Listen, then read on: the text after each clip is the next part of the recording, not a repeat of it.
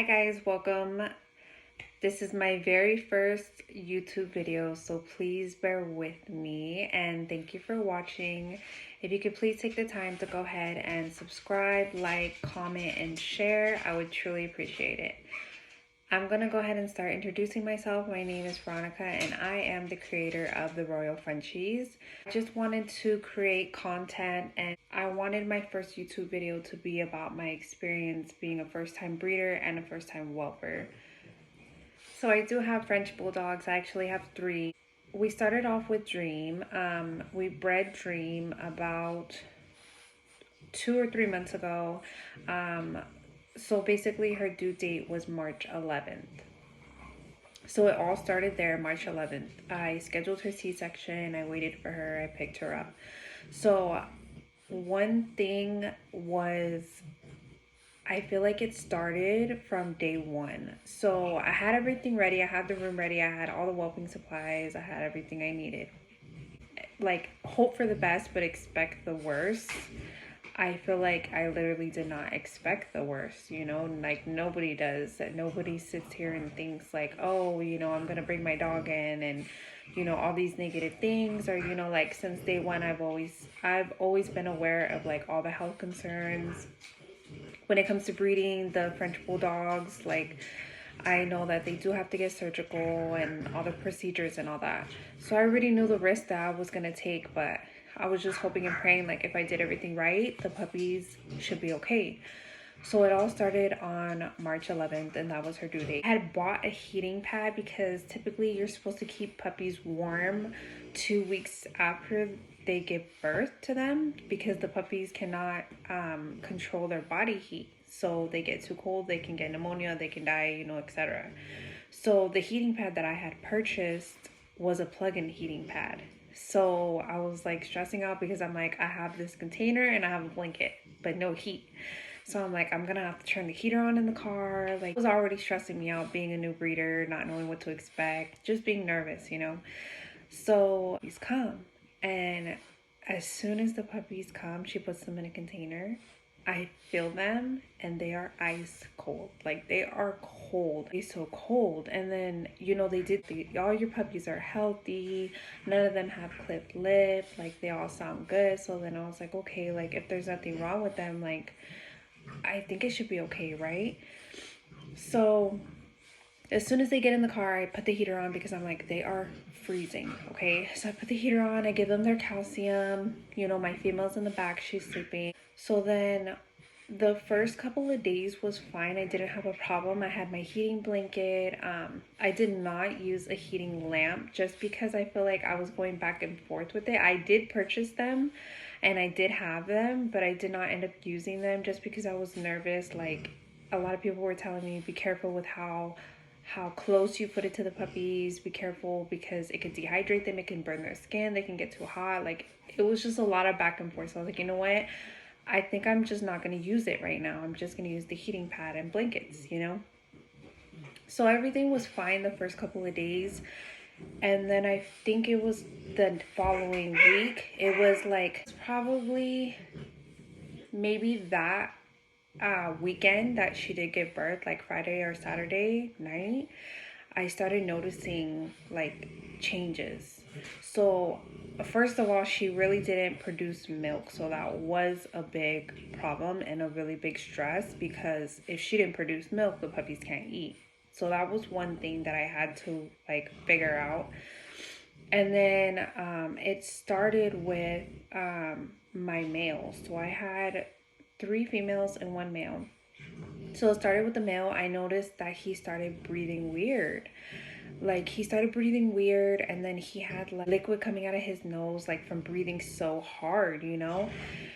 And so I was like, okay, like this is not normal. Like, is this normal? I don't think so because he literally looks like he can't breathe. Like, so I messaged different people. I'm showing them videos, and some people told me maybe he's too hot.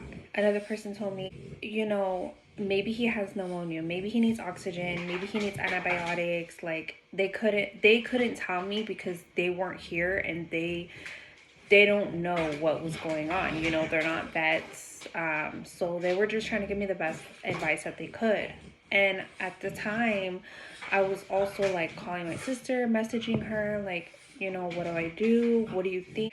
And she was like, maybe he's dehydrated because he's not getting enough milk. Maybe he's dehydrated. So you need to go and get some Pedialyte.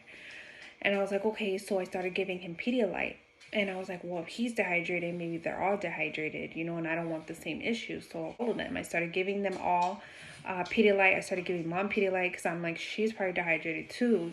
I feel like it did help a little bit, but then it was like the next week. So then we're on week 2 starting Monday. And then I started noticing one of my females, she started sounding like she had liquid in her chest.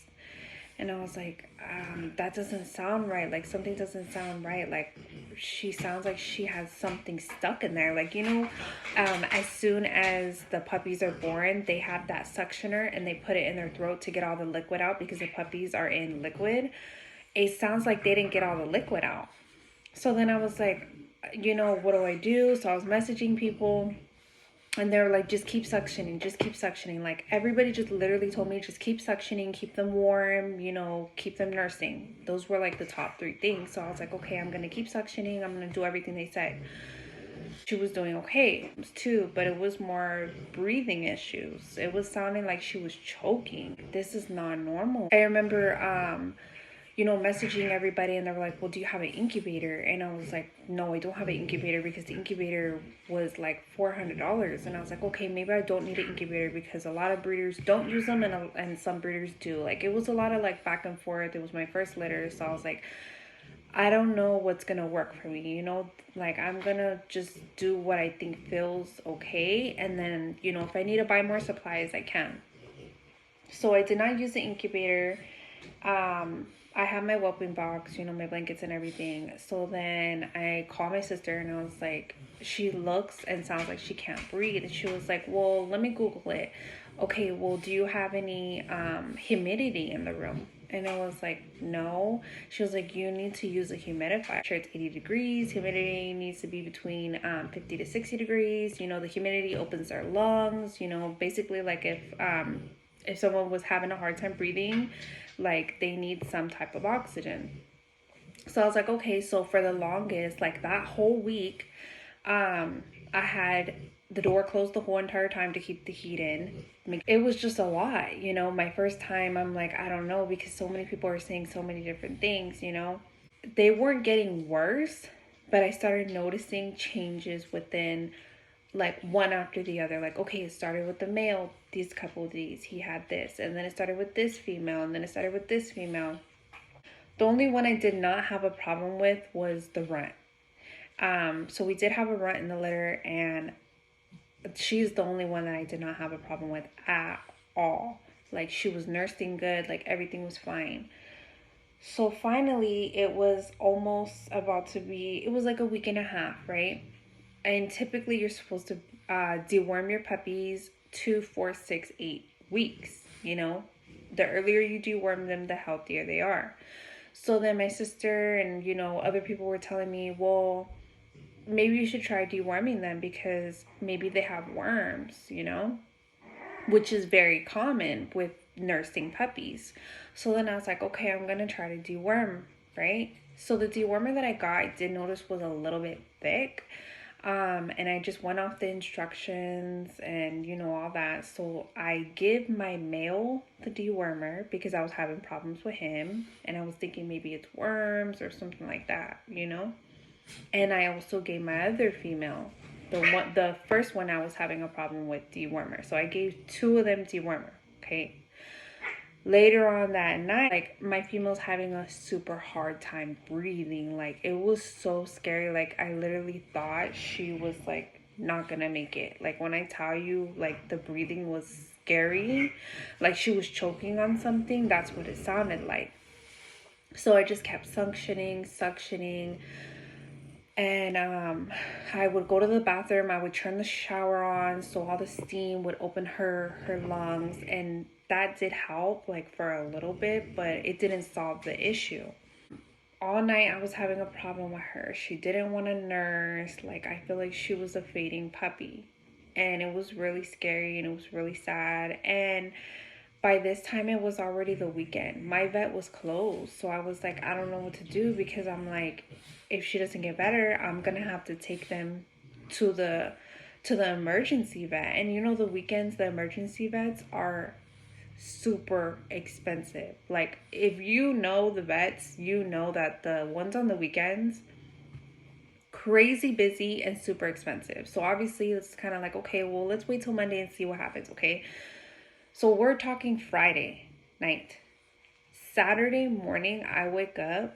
I literally got no sleep, okay? And I was just like, I woke up, it was like 8 o'clock in the morning. And I woke up to my male choking because he was throwing up on like the dewormer. He was kept throwing up and throwing up and throwing up. And I was like, oh my God. And all I can see is just him choking, throwing up the dewormer. And I'm just like, oh my God, like, no, something's not right. Something's not right. Like, they're not supposed to be throwing up the dewormer. Oh, I was just like, you know what? No, something's not right. Like, I have this one doesn't want to eat. This one's throwing up. The other one's having a breathing problem. And then I'm just like, mom's not nursing good. Something's wrong. So finally I go, it was like 9 o'clock in the morning, and I'm like, no, I'm going. I was like, you know what? I grabbed the puppies, I grabbed the mom, and I went to the vet. So I go to the vet, and instantly they took the male and they took the female. So then the other two females stayed in the car with me and mom, just in case they need a nurse. And, you know, I mean, I wasn't really having too much of an issue with them to get them checked out. Another 30 minutes passed by, and I noticed one of my females starts like getting really hot and like kind of like choking, like gasping for air. So I'm like, oh my God, no, like I have to take her in there because something's wrong. Like, she can't breathe. Now I'm having problems with her. So then I knock at the door, and I'm like, can you please take her? Like, she's having breathing issues too. Just get her checked out. Okay. So then they were like, you know what? You said you have 4 puppies. And I was like, yeah. They were like, just bring them all in here. Just bring them in here. Let's check all of them. Like, you know, because if something's wrong with one, maybe they all have the same thing, you know? And I was like, okay, just go to the room with mom and we'll keep you posted. So I was there for a total of 7 hours, okay? And I understand they were super busy, but I was there for 7 hours with my dog. I'm sitting there reading, and they come in and they're like, we're going to treat them for pneumonia because they have signs of pneumonia, but we don't know if they have pneumonia. And she told me, she was like, okay, well, we're just going to treat all of them just in case. Like, so then she was like, I also recommend get tests done for all of them to make sure that, like, if it's not pneumonia, if it's something else, we'll be able to treat it. And they treated them for pneumonia, so they gave them their medication. They took the test on them, like a health panel. Basically, she comes in and she's like, okay, these are the antibiotics you need to give your dogs for 10 days. It should kill like whatever infection they have, or if they have pneumonia. These dogs need oxygen. Do you have an oxygen tank? And I was like, no, I have a humidifier. I've been having the humidifier. And she was like, no, they're completely different. A humidifier and an oxygen tank are completely different. Like, you need an oxygen tank. These dogs need antibiotics and an oxygen tank. I have to call around and see if I can get an oxygen tank because they're really expensive. So I'm calling around asking people, like, do you have an oxygen tank? I'm making phone calls, like, I don't know what to do. I'm at the vet, they're telling me this, they're telling me that. I go home with my puppies, and I don't know if they're gonna survive because I don't have what they need. So I call one of my good friends and I'm telling her what happened, and she was like, well, maybe the puppies need to go with the whelper that, you know, can take care of them, give them their medication, give them the oxygen, like people that have dealt with this situation before. And I was like, okay, like, you know, this person, you know, and at this time I had already spent $1,000 at the vet. Already spent $1,000 for all 4 puppies to treat them. Just treat them. Okay. My puppies need to go to a whelper. And a whelper, like, for 1 week is typically between $1,000 to $1,500 for 1 week. And mind you, my puppies are already 2 weeks. So who knows if they needed a week or 2 weeks or whatever, you know? So I was just like, oh my God, contact with the whelper. And the whelper was telling me, I normally don't take sick puppies because it's a big risk, especially if they have pneumonia or if they're sick. Like, I whelp other puppies, I can't risk the other litters getting sick. You know, it's a big job because these puppies are sick, they're dying, they don't make it, and they don't want to be blamed for that, you know, which is totally understandable. It's a really big job. So the whelper was like, I can't promise you anything. Like, we would have to go, you know, look at the puppies and we'll let you know if we're able to help you. Because if they're already, you know, it's just a lot. It's a lot. Trust me. I totally understood where they come from. So I was like, yes, please, like, come look at them. Like, you know, as soon as the whelpers got here and they seen the puppies, they were flat chested. And I was like, flat chested? I was like, what do you mean? Mind you, the vet had them for 7 hours and not one time did they tell me that they were flat chested. Okay. So I'm thinking in my head, like, what? Flat chested? So I'm over here freaking out, like, are you serious right now? And they're like, yeah, these puppies are really flat chested and they probably have pneumonia. They need oxygen and they need treatment fast, like now. So instantly he was like, I need you to get everything, we gotta go. So I get my dog, I get all their stuff, I give them everything they need, and instantly they were gone. And I'm thinking like, oh my god, like, the situation was serious because the vet was telling me like these dogs need help, but they didn't tell me how serious to where I didn't know they were flat chested. Because if you know, flat chest and pneumonia are two of the worst things to combine for a puppy. Like, it's deadly. It's not like, flat chest is already deadly and pneumonia is already deadly. So imagine both of them, and these puppies are only 2 weeks old. It's like, they're little. They don't have the strength to survive, to make it, you know? So I'm over here like just in such shock, and I'm just like, oh my god, like, they just took my dog, they just took my puppies. I don't know if they're gonna make it. It's a lot, you know, full of emotion, just roller coaster. You just, you know, it's a lot. So they told me instantly, like, we're gonna help you, but we don't know if, you know, your puppies are gonna make it. And I told them, that's fine, just do everything you could and we'll go from there. You know, they took them and they were like, we're gonna do the best we can. Just let us do what we do best. You know, thank you so much. Please just do whatever you have to do. Just keep me posted. Sent me a video and he was like, hey, I just want to let you know that this female is not doing good. I know, I see her breathing is really bad. He was like, we already started the antibiotics. You know, we're doing treatment on them. They're on oxygen, but she doesn't want to eat. And that's not a good sign. That's basically showing that she's a fading puppy. Like, this is survival status. This is do or die. Like, these next couple of days will literally tell if they're gonna fade away or if they're gonna survive. So at that time, I was already like praying to God, like, please just let them make it. Please, like, whatever I did wrong, don't let them suffer for that, you know? Updated, they're like, okay, like, we'll keep you updated if anything changes, okay? And I was like, okay.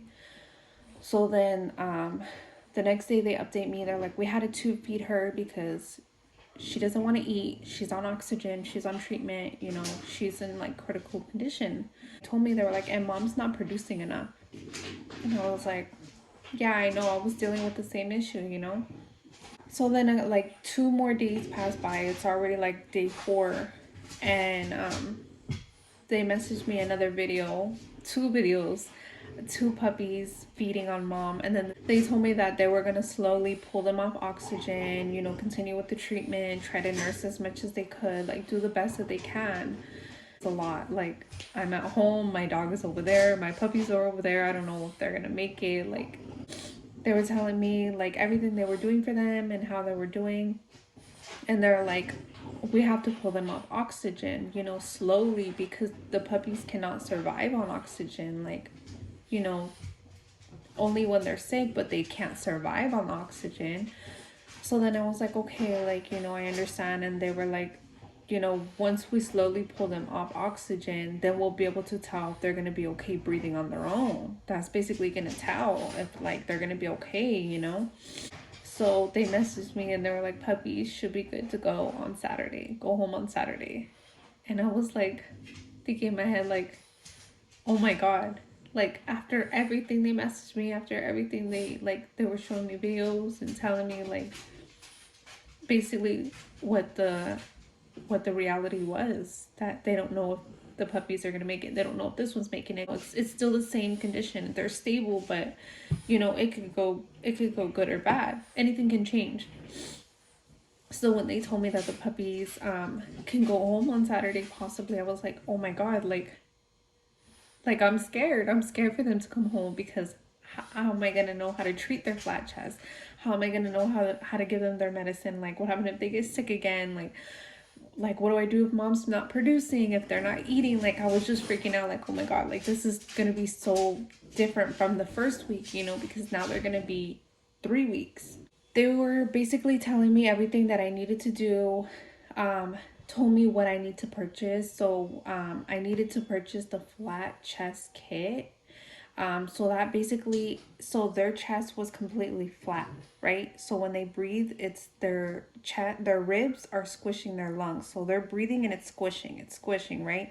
So the ribs are supposed to be round to protect the lungs, but not damage the lungs.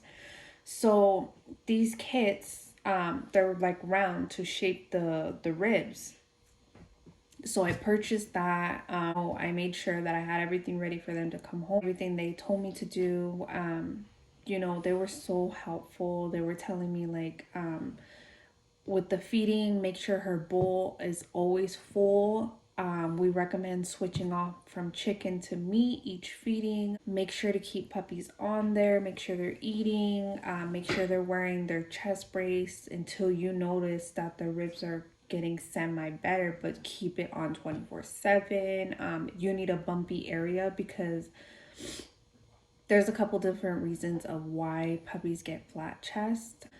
I feel like the problem was that the blankets that I had were too soft, so they weren't getting enough grip to be able to pull their legs and not slide. So they were basically sliding on the blankets on their chest, like swimming.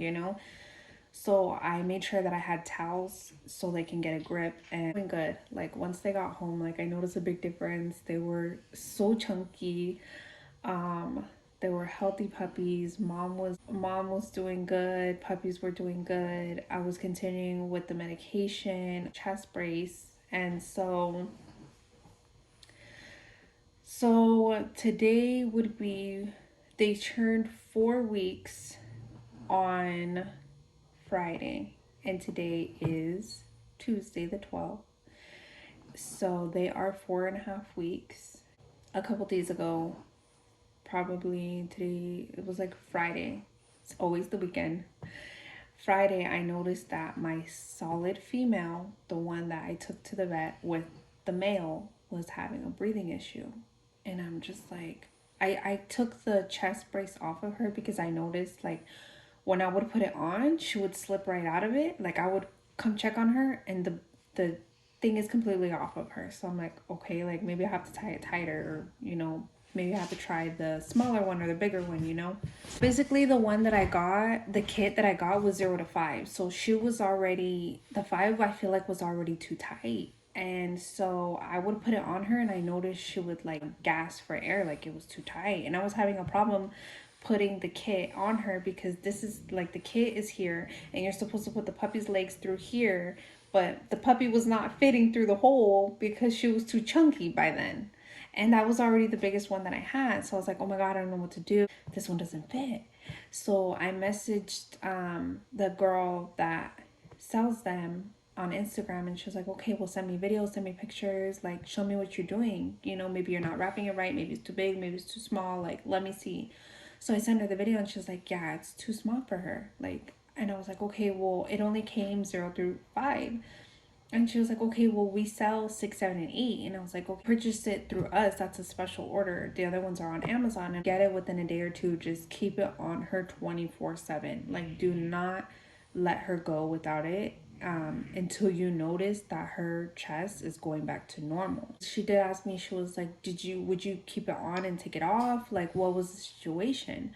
And I told her, I was like, yeah, I kept it on for a couple of days. At the beginning, she was doing fine, but towards the middle of the week that I got her back, I noticed like she started slipping out of it. So then I went to the other size and she like started like it was just a mess. Like it was not working out. And I was like, okay, she didn't like it. She was slipping out of it. It was too small, it was too big. Like I couldn't figure it out. At week 4 and 3 days and I'm still dealing with the flat chest. She is doing better. I will definitely keep you guys posted on week 5 and 6 of the puppies, and I'll basically keep you updated of like how they're doing, if anything changes. Like I said, this is my very first YouTube video, so I just feel like it was much needed and I wanted to just put my story out there if anybody else was, has gone through this, or this is your first litter and if you kind of experience the same things, I would definitely recommend contacting your vet or seeking a professional whelper, because they're going to know exactly what to do and they're going to know exactly how to help you. Don't wait until the last minute. Don't wait until you notice your dogs are already fading away. Take action right away. That is the number one reason why I wanted to make this video, was to help others. Because like I said, I am a first time breeder. I am a first time whelper. And I just feel like if I can help somebody else, then I feel like I'm doing something right. So thank you guys all for watching, and don't forget to subscribe, like, definitely leave a comment, give us a thumbs up, and we hope to see you soon. Thank you.